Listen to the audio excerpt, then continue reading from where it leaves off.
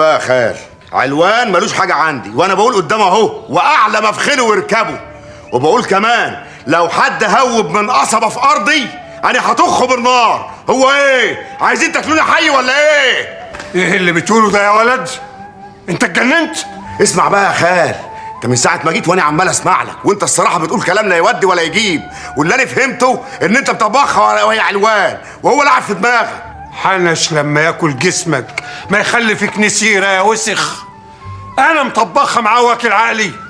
طب اسمع بقى يا عتمان، علوان هياخد حقه، هذا والا والله يمين على يمينك، ما هو واخد مني مليم احمر. الموضوع ده يعني خلصت منه خالص وقفلته من زمان. وشوف بقى انت وراك ايه عشان انا مش فاضي الصراحه. انت بتكرشني من دارك يا عتمان؟ يعني حاجه زي كده، افهمها زي ما انت عايز. اخص عليك يا ناقص. وانت يا علوان